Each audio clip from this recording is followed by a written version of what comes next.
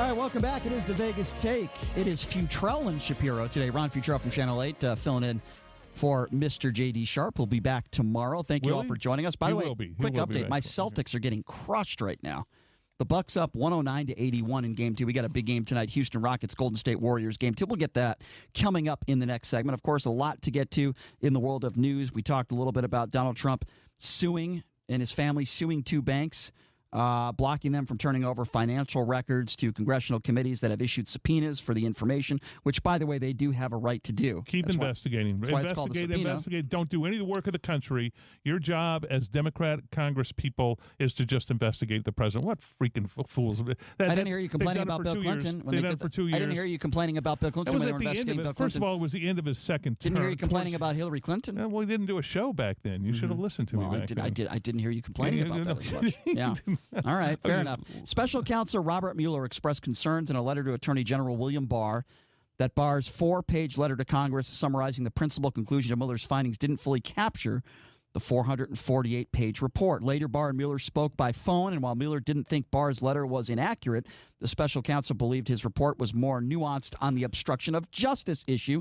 Mueller was frustrated by media coverage and wanted more of the report to come out, and at the same time, senior justice officials puzzled by Mueller's decision not to reach a conclusion on the obstruction issue. I agree with that. Barr felt he needed to provide finality on the matter as the Attorney General. I want to take your phone calls on that as well at 257-5396.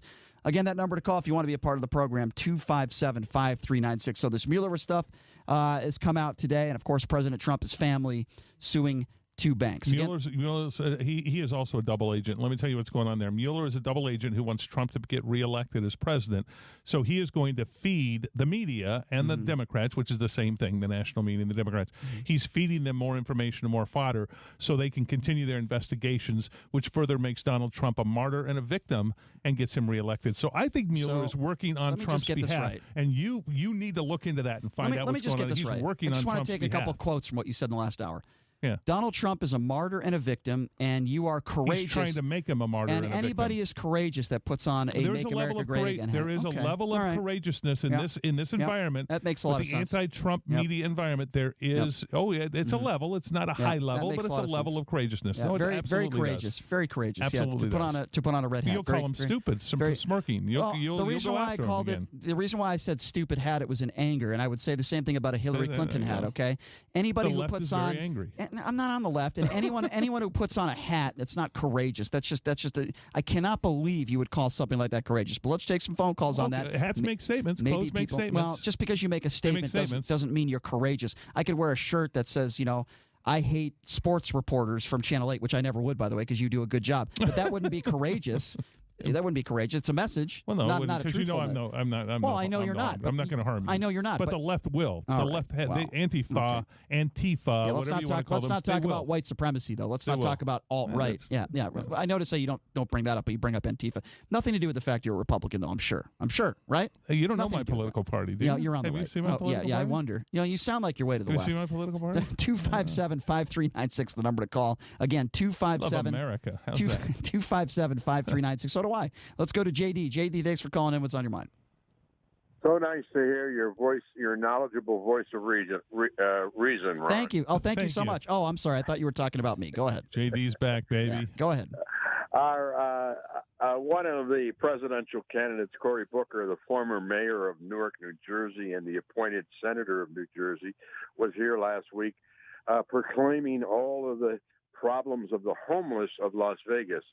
Irregardless, did he know that the 7 county commissioners in Clark County have been Democrats for the last 12 years. Prior to that, 4 of them went to jail. So isn't that a good thing? Isn't that a good thing that he brought up that issue then?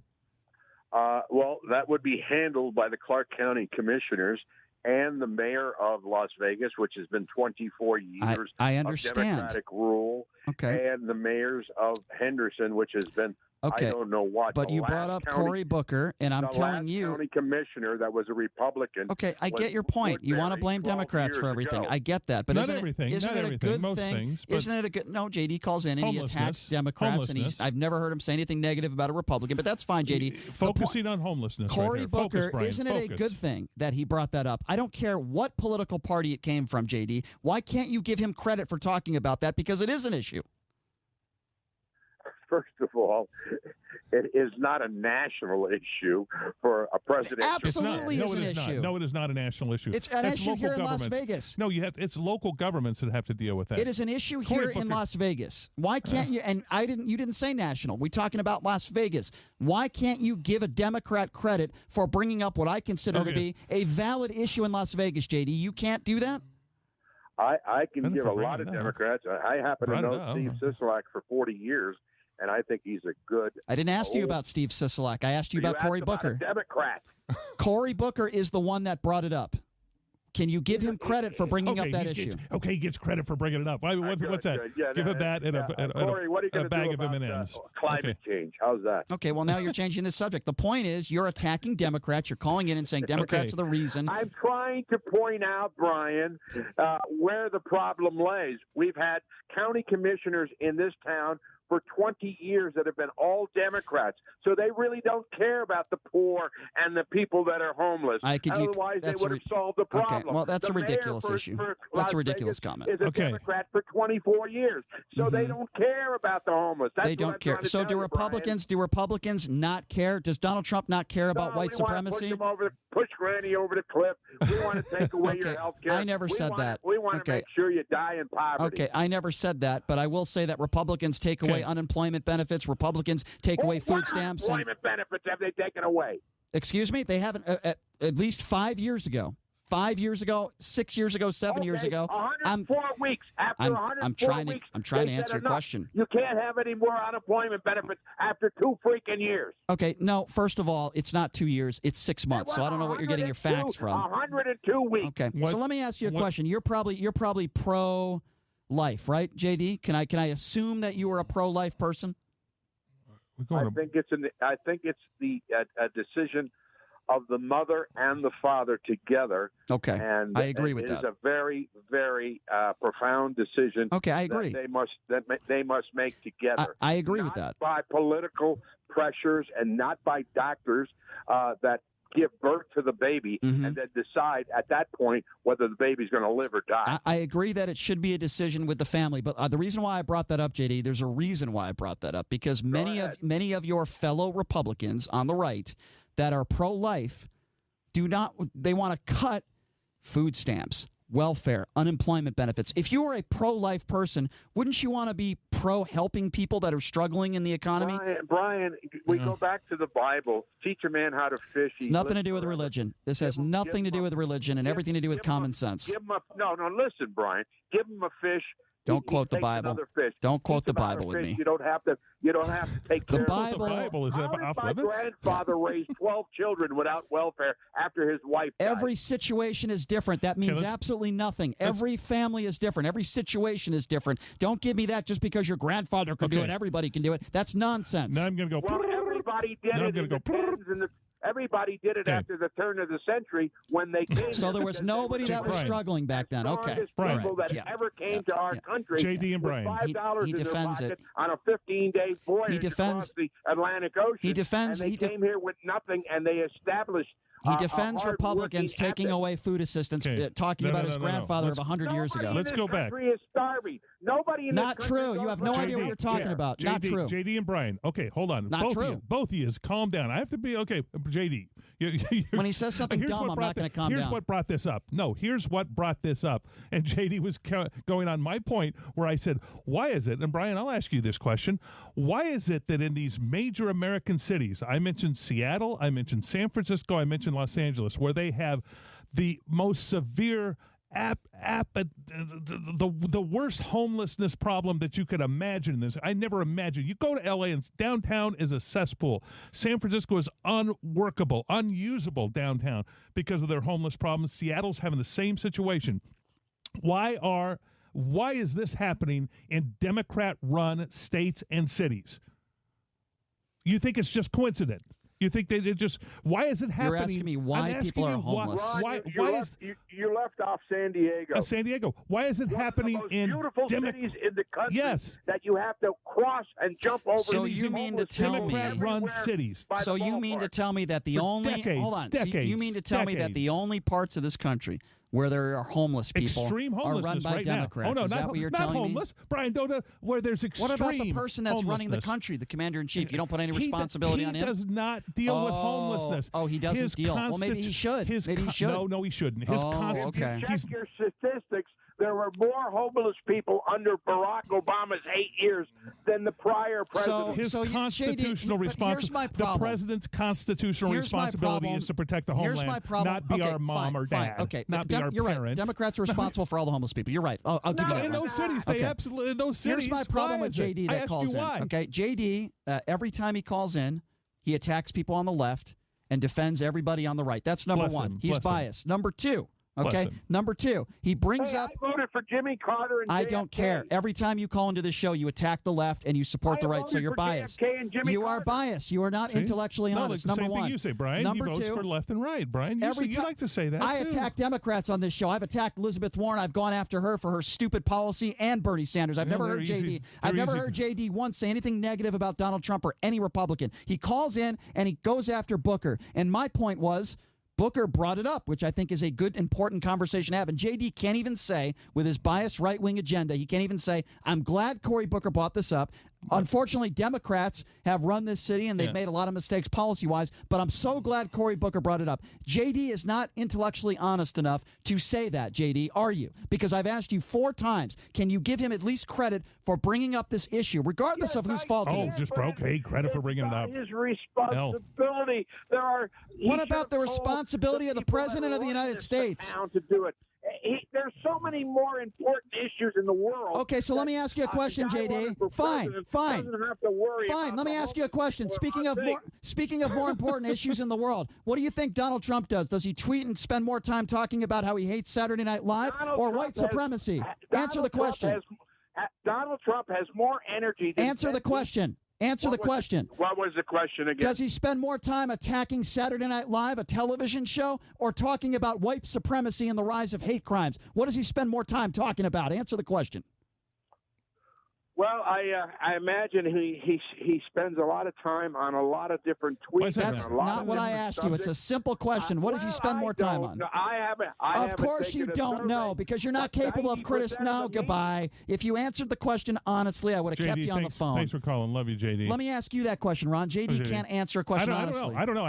You don't know? I don't monitor his tweets like you do, apparently. I don't monitor his tweets. What the president says on social media and in front of cameras matters. It's important. And the point I'm trying to make is JD calls in, okay, and I asked. He talked about. I don't know the answer. He said there are more important things to talk about, which I think is ludicrous. Okay, homeless is a big issue, particularly in Las Vegas. Number one. Let me say, it is increasing here in Las Vegas. It is increasing. It's getting worse. Worse here in Las Vegas. It is a bad situation.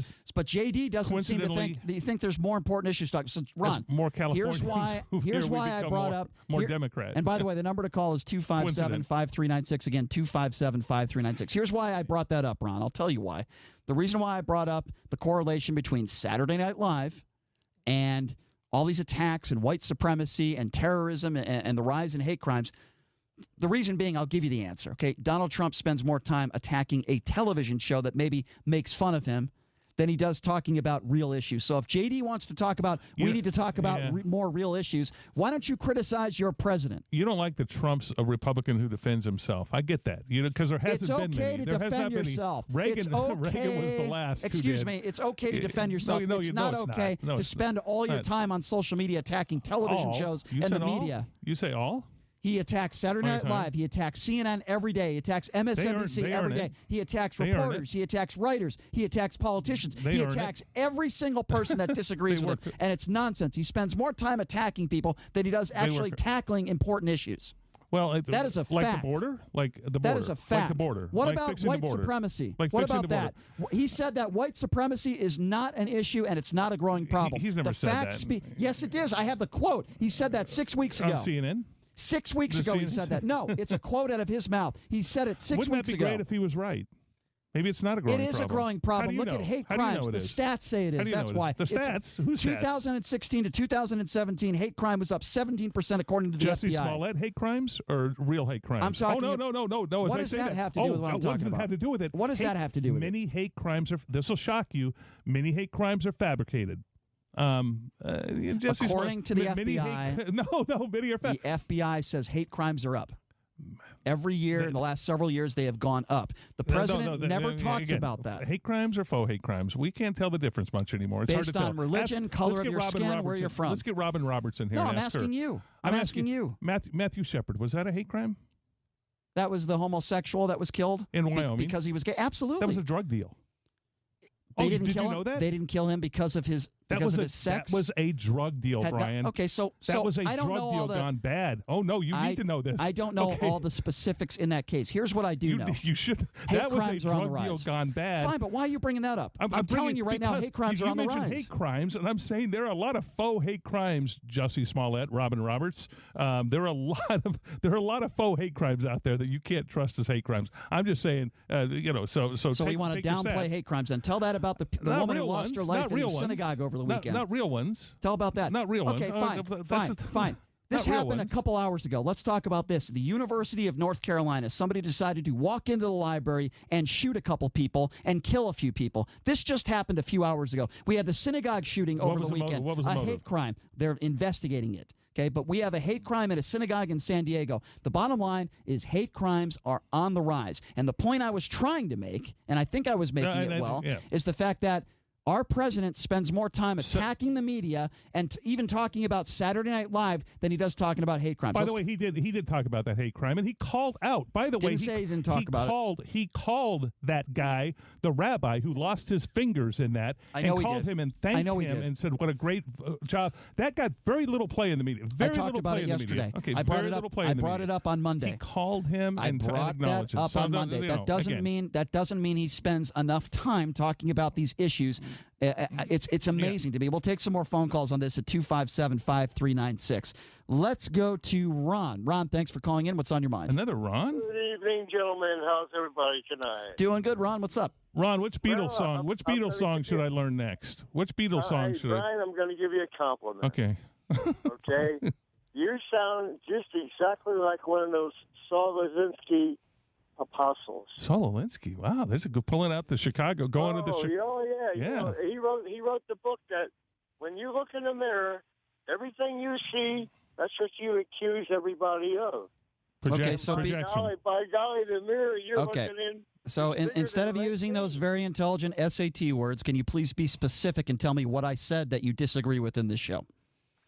Buddy, see, you don't have no idea what I just said to you. I don't have no idea what I just said to you. Everybody of exactly what you are.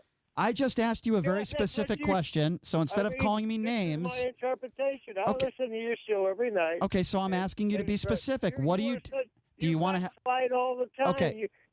I'm asking you. I'm not fighting, Ron. I'm trying to ask you a question. Will you please answer my question? Speak with forked tongue, and buddy, you got 3 tongues. Are you going to answer a question, or are you just going to keep speaking Okay. Thank you.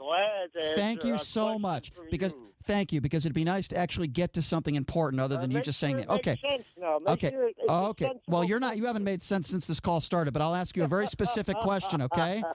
That's why you're not a very good listener. I'm trying to ask you a question. Okay, Ron? Listen carefully. I'll ask it again because I've asked it 3 times in this call already and you've ignored it. What have I said? Okay, focus, Ron. Okay, focus. What have I said in the first 90 minutes of this show specifically that you disagree with and you think I'm wrong, and let's have a conversation about it? Well, if you look in the mirror, you'll understand what I'm trying to say. You can't answer the question, can you? Goodbye.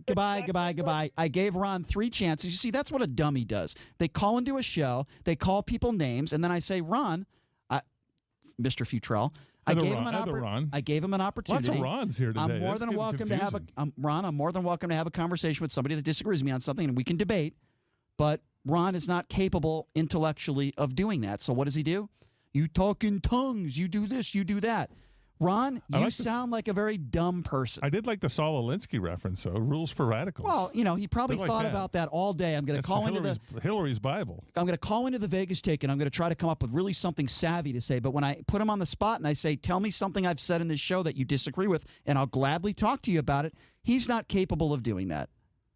And, what would you call somebody like that, Ron? What would you call somebody? Saul Alinsky? No, what would you call a caller like that? I give them an opportunity, and they can't. Not you, Ron. I'm not.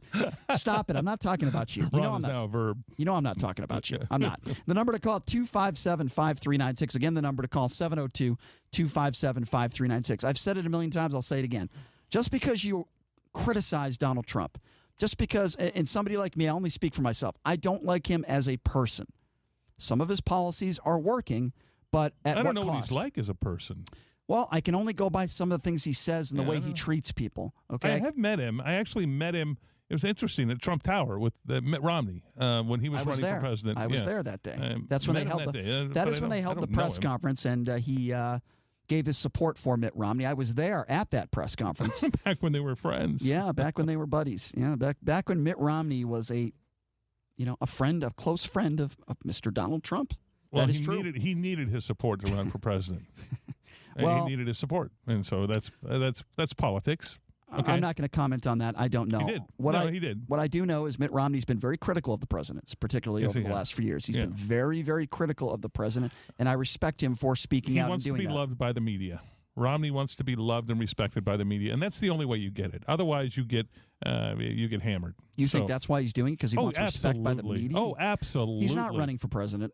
Absolutely. He's not running for president. For Senate. He ran for Senate. He needed that. He needed that support in Utah to run for Senate, which he got.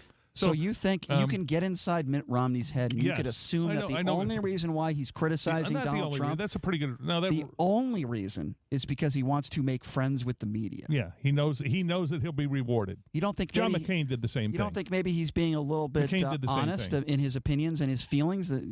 You don't think that's the case? No, he knows it'll gain him brownie points with the media. So it is as simple as that. No, it is. It's an easy way to understand it. And if you say so. No, it is. If you say so, I like Romney. I helped him on his campaign. I wasn't doing TV back then. I've run into Mitt Romney in Vegas a few times. I've always liked him. I introduced him at a luncheon one time here in town at Laurie's Steakhouse on Flamingo. That's a good place. We're down there, and they had somebody else who was going to introduce him, and they said, "Hey, he's really nervous. He's afraid he's going to say something wrong and doesn't want to." And I'm going to say who the person was. He was he was a politician. They said, "Will you introduce him?" I said, "I'd be honored to introduce him." Yes, and so I did it. So I introduced him there in front of the group, and it scared me. I was pretty nervous with me. But I think I pulled it off. Okay, no faux pas, no horrible faux pas. But I want to get to this issue though because I brought up another shooting that took place today, and this is an issue we've had. It's awful. It goes back a long time. Okay, where Columbine. I'll start with Columbine because that was the first real big shooting that took place that got a lot of media. 20 years ago. 20 years ago, by the way, this month. Yeah, it seems as though this is just a regular occurrence for us now. We had the synagogue shooting over the weekend. We have this shooting right now in a college campus, North Carolina. It happened a few hours ago. We've had, as you know, unfortunately, a lot of these shootings take place. And one issue that I really don't, which I find is very troubling, is mental illness. And a lot of people, and I would hope even the NRA would agree with me on this, and people way on the right would agree with me on this. We need to make sure guns don't get in the hands of the wrong people. And if you are mentally ill, we have to figure out a way to detect it earlier and sooner. It's a very difficult fix. How do you decide who's mentally ill? It is a very difficult. Yes. Look, it's a very difficult fix. As far as the synagogue shooting over the weekend, the FBI saw some social media tweets, and they were examining them as the shooting took place. We're finding out.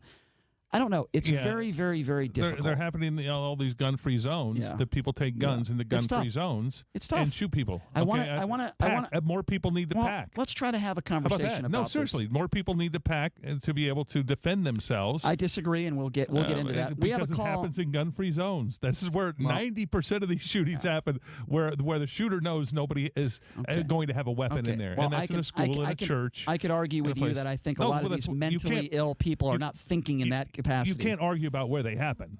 They happen primarily in gun-free zones. I would tell you that I don't believe this synagogue shooter over the weekend thought in that way. I don't believe this school shooter, the school shooting that took place. No idea. Yeah, I just don't believe that. Let's take. We got a call from Alaska. Wow, that's kind of interesting. Hey, they're listening to us up there. Maybe it's Sarah Palin. I don't know. 257. We should be so lucky. 5396. It's Mike. Mike calling from Alaska. Mike, thanks for calling in. What's on your mind, buddy? Oh, you're welcome. How are you? Please don't mention Sarah's name. How are you hearing? Are you hearing us live in Alaska right now?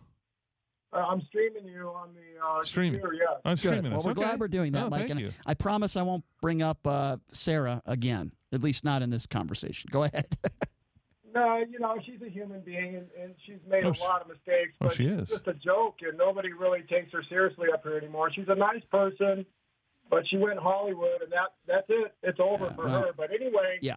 I'm a contractor, engineering contractor, and I moved up from California, and I've worked down my whole life as a carpenter down here. I've seen what happened. It started in 75, 76 with Jimmy Carter, and Moonbeam brought in the illegals to replace the AFL-CIO unions that went on strike for an outrageous amount of money. Mm-hmm. Even the carpenters said, no way. Carpenters Local 1472 in Redondo Beach, which I was in, went under on purpose. They didn't want to pay 33,000 vets from World War II and Korea their benefits after retiring from the union. My dad was one of them. He had almost 30 years, and they said they lost his paper. When they went from bookwork to computers, they lost all his time.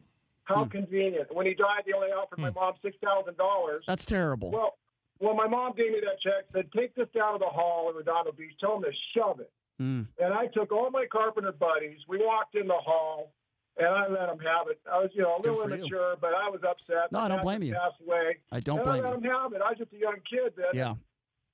And I don't blame the you. goons came out of the back and threw us out. I couldn't believe it. But anyway, I saw what happened, the destruction of the construction industry in California, which was the premium building industry of the world. Everybody looked up to us, stole our ideas. Just a fantastic place to grow up. And then the floodgates were open. I don't know if you remember the blatant overrunning of the border on TV live, thousands and thousands. In my opinion, there's no such thing as a Democrat and Republican. They're both mush. I don't disagree. They don't have a backbone to sit down or stand up. They got a problem Mike, with suction. On immigration, you are right. Do anything. They got a problem with suction. They let this happen to California. It's a pigsty. Mike, here, I agree. You can't help the homeless Mike, when you're broke. Mike, I agree. And let me just add this, okay? The problem with that little R and little D next to the name is people bicker back and forth, and they never get anything done. No. I'd like to be the type of person that attacks both sides of the aisle, and I could not agree with you more. Both sides have not done anything. But here's the thing. Yes, I do. I just said it. On immigration. I don't like attacking, Dick. I don't want to attack. Both sides. I want our government to open their damn eyes and see what the hell's going on.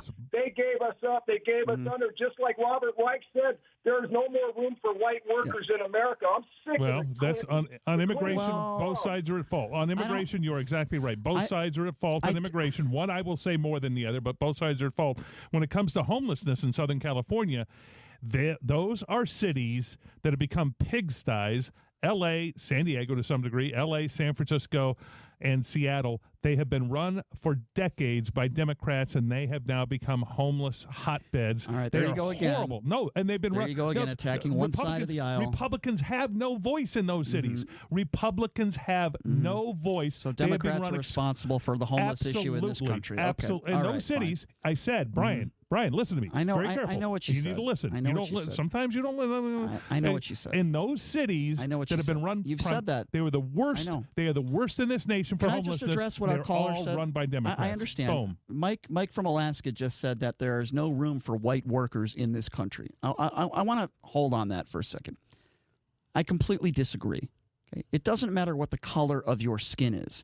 I truly believe if you work hard, you can find work in this country. Now, take it, there are people that are struggling with work. If there are people that work full-time at, say, Walmart, that is, I don't always agree with Bernie Sanders. I don't think minimum wage should be $15 an hour.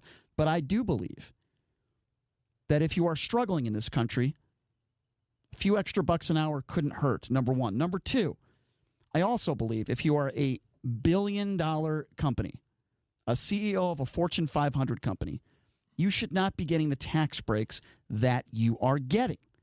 That is where I agree with Bernie Sanders. Now, he is too far to the left for me when it comes to free tuition. Never going to happen. And when it comes to a 2% tax for $50 million or more per year to get rid of student debt. That is insane. Why don't I sneak in one more call before we go to break? Oh, he's a flat-out socialist, too. I mean, let's go.